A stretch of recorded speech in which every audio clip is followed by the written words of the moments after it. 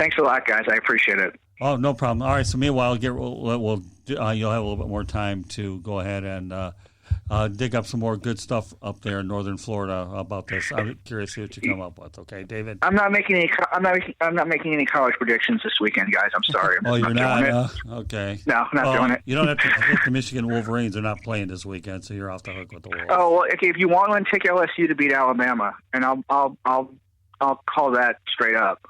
Okay, well, that's okay. I'm not going to hold you to it. A loss for Nick Saban? All right. No, well, that's okay. Yeah, we'll take that. Yeah, ask Leonard Fournette what he thinks about this game, and then let us know on Thursday. Yeah, LSU alum. All right, you guys take care. Thanks. Take care, David. Have a good one. Thanks, Dave. We'll do it on Thursday. Bye. Thank you. Bye. Bye-bye. All right, bye-bye. So with that said, okay, we'll talk about the dynamics of the Minshew situation before we segue over to college basketball. Yeah, I think he's gonna. I mean, I don't know. He may play a few more snaps again this year. I don't know whether he starts a game or not. That's really just permeated on whether or not Foles stays healthy for the rest of the season. Look, Foles came in 2018, and it's kind of interesting. And I feel like as somebody who covers the Jaguars, you have to be excited that he's coming back. Right.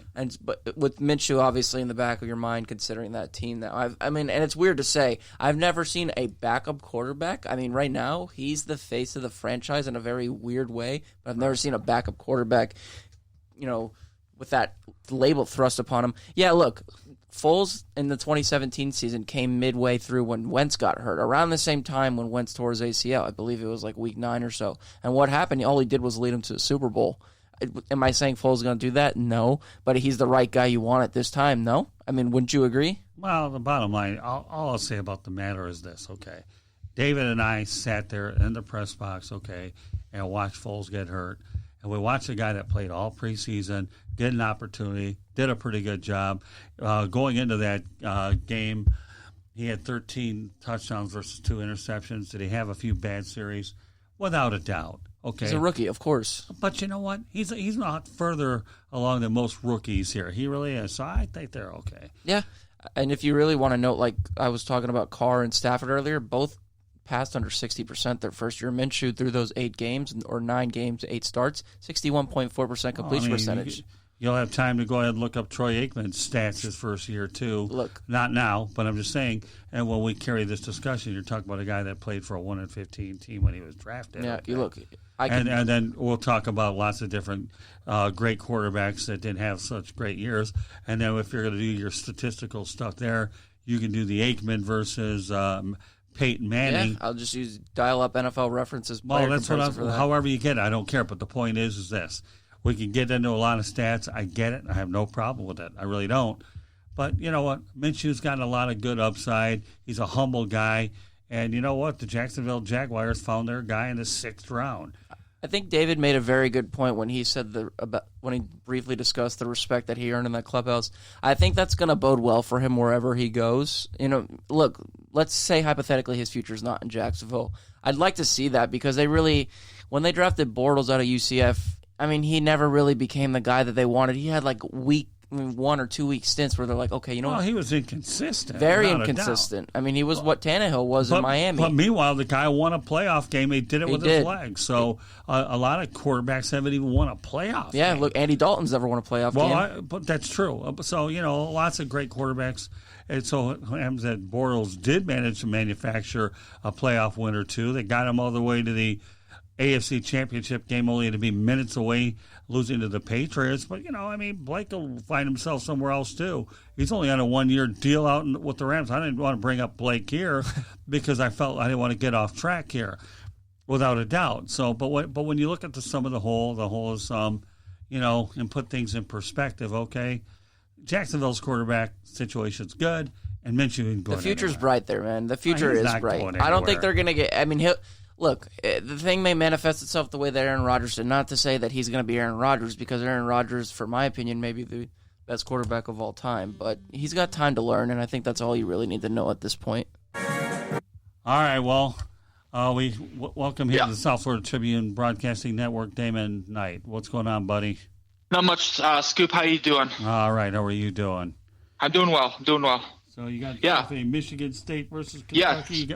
How you going to break that bad boy down in about 5 baby. minutes? Yes. In the words of I can't think of the guy's name right now, but it'll come to me. Yes, I just wanted to talk about how Michigan State is number 1 in the country according to the AP poll. That's the first time in their history that they've been ranked number 1, and they're going against Kentucky number 2. It's not surprising. Kentucky's good almost every year, and they bring in one and done talent all the time, so it doesn't surprise me. So the starting 5 for Michigan State tonight is Cassius Winston, Aaron Henry, Xavier Tillman, Joshua Langford, and Kyle Ahrens. The players to watch for are Cassius Winston. He's a National Player of the Year candidate. And Langford, of course, who had that foot injury last year that kept him out for the majority of the year. He brings senior experience and a mid-range game, and so they desperately need that. So, they're going to be very competitive this year, and they just got another guard to back up Cassius Winston so that, he has legs going into the March Madness, and that's Rocket Wells,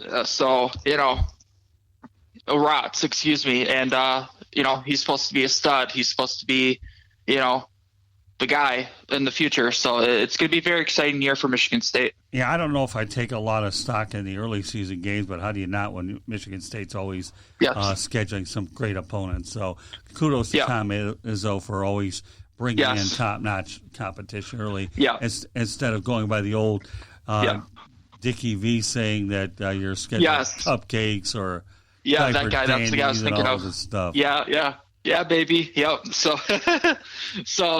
he knows what he's doing. He's a basketball genius. He's not going to recruit players that don't fit his system or what he's looking for, and he knows what he's looking for. So he has a blueprint, and it's been successful for him ever since. So, it's going to be an exciting year. I've always respected coaches that go ahead and schedule top-notch competition early. Nobody's going to grade it down for it after all their strength to schedule. Well, Michigan State has a unique advantage. Even if they were a borderline team, they'd get in anyways. But Tom Izzo seems to make sure they're more than borderline.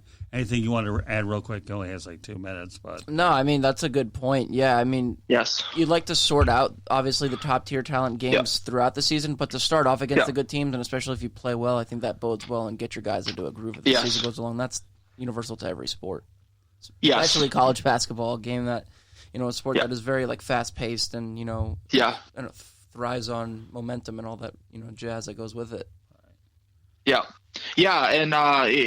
if one guy's out, it affects the whole group. And so, they got, like I said, Langford coming back. We missed him sorely last year. Who knows what he could have brought to us in the champion or near the end of the last season. And so now that we got him back and we got some extra talent coming in, who knows? National title hopes, hopefully. That'd be great. I could see that. It should be an exciting year, like I was saying, and I'm looking forward to it. The game starts pretty soon, about 22 minutes. So hopefully, the hype train will keep rolling after tonight. Yeah, well, I mean, again, to me, it'll be one of those types of situations where, Sparty will have an early test early on. So yes. Kentucky's no joke, So, Calipari's a really good coach, and Calipari, he's a really good coach, and so I'm expecting him to bring his best, and Tom Izzo will do the same. So, okay. Anything else you want to say about it? No, that's it. That's pretty much it. Unless you guys have something else, No, that's about it. I'm glad that you did address a Michigan State-Kentucky game because our next guest is going to be talking more Duke basketball, but I want to make sure that this Champions Classic gets covered on all angle, and it just so happens you're able to take care of the Spartan side of it. So, very good stuff. Well, you'll have a little bit more time on Thursday night, I can assure you that. But thanks again, Damon, for being on the program, and we'll talk real soon about what you're going to talk about Thursday. Okay. Cool. Thank you, Scoop. Thank you, Lewis. It's a pleasure. No problem, man. Take care. Thank you. Yeah, you too. Yep. Bye.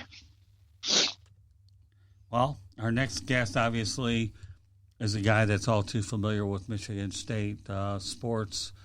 His name is Tom Shanahan, and again, he's certainly one of our favorite guests here on the program. He brings an awful lot of good insights from ACC sports, as well as occasionally when I call upon him to do Big Ten stuff, and of course the military.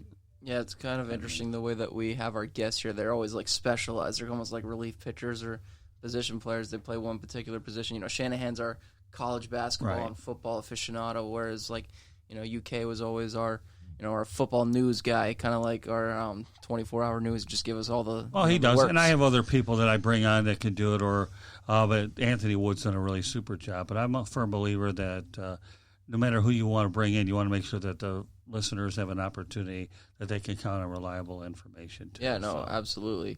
I mean, college basketball season is going to be interesting. Maybe this will be 2020 will be the first year I fill out a bracket. I don't think I've ever had the. You never fill out a bracket? I've never filled out a bracket because it's just I haven't immersed myself in college hoops enough to really do it. So, But maybe this year, you know, obviously doing these shows twice a week and pretty much watching sports all the time, I'm sure I'll be able to put something together. I'm sure it'll be pretty bad and go down like the Zeppelin that did in 37. But, you know, we'll see. We'll see what happens. I mean, I'm sure, you know, Shanahan's going to get, you know, talk some good stuff with us, and, you know, it'll be fun. Guys always got good stuff. I mean, he pretty much knows everything there is to know about. Hey, maybe I'll even ask him if we talk a little college football about the idea of Kiffin possibly going to FSU, because they did do that on Thursday. They did recently get rid of Taggart at FSU. Right, yeah. There's been talk about that. We'll address that Thursday. Hey, I wonder, I mean, you and me are doing the FAU game Saturday. How pissed off do you think he'll be if somebody actually mentions that to him? You think he'll just kind of brush that off to the side? Well, I don't think he'll be pissed off. He's a very even-keeled guy. The bottom line is they just won't answer the question. People don't always have to be pissed off to be polite about it. Yeah, I agree with that. I think he's really built up his reputation again. If we're talking FAU, because, you know, obviously we have that game on Saturday, I think he's been one of those guys. Obviously, we've seen the blow-ups on TV before when he was at Tennessee. But I think at FAU, obviously, a lot more of a lower kind of, you know, low expectation kind of thing, just given that. When you only got 10 reporters versus millions of them, I mean, what do you expect the guy to It's a very laid-back kind of atmosphere. So I think, you know, and Kiffin's played well. That first year he was there, man. I mean, we were a fun team. I mean, when I was a junior at Kiffin's first year on campus, so walking around campus, it was actually kind of cool to hear people talking about the way that, you know, he was transferred, because we were a top 25 ranked team, I believe, for 1 or 2 weeks while he was there. So he did what he could, and we did a really good job. I actually had a class with one of the former quarterbacks on that team, and, you know, yeah, like Kiffin, like, he's a good football mind just because he's like the Mannings. He comes from a family of football, you know, people. So it's good. I mean, you know, it'll be fun to see Saturday how that goes, and, you know, hopefully we win another Sugar Bowl. I don't even think they're going to get that question. I think Florida State makes their hire by Thursday or Friday. He probably will. Maybe, but, I mean, with the season, college football season only a couple of weeks left, they may just do something on an interim basis. And Kiffin, I know he signed a long deal with FAU, but he may interview. They're going to give him a shot just because of the reputation that he has. So. No, I don't know why. I have a bad feeling about that one. Yeah. But we'll see. I'm not going to make predictions. Yeah, I wouldn't put it past him, though. Hello, is this Tom Shanahan? Yeah, we're at crunch time in the Duke game, too. Yeah, I do apologize, Tom, for asking you to call me when you get a chance when I forgot a adjective saying please, but I also should apologize for taking you away from some good college basketball. Do you forgive me, Tom? Oh, yeah, no problem. I got it on right in front of me. Kansas is driving in for a hoop. Okay, all right, Tom. I'm with you, buddy. So just because I was such a bad boy that I sound like some mad monster here, I guess I'm really forced to go ahead and let you promote your book, Ray of Light, then you can get into the other stuff. How's that? Yeah, anybody who wants to get a Christmas present for a Michigan State fan, or just college football in general, and about how Michigan State football led the integration of college football behind Duffy Daugherty, just go to my website. It's Shanahan Report, just like Kyle Shanahan, a football coach, ShanahanReport.com. Click on any of the stories, and there's a link to buy in the book and a picture of the cover of the book at the bottom of the story. And just so you know, Tom, okay, I have a rule that most cases I only let a guest promote his book once, but since you're a regular contributor, I don't mind doing it a lot because we appreciate what you bring to the program, pal. Well, thank you. And this is a special story that someday's got to get some more national traction. It's Glory Road, the basketball story about UTEP and Kentucky times 10. Okay. people don't understand the significance of those Michigan State teams in 1965 and 1966 with Bubba Smith and George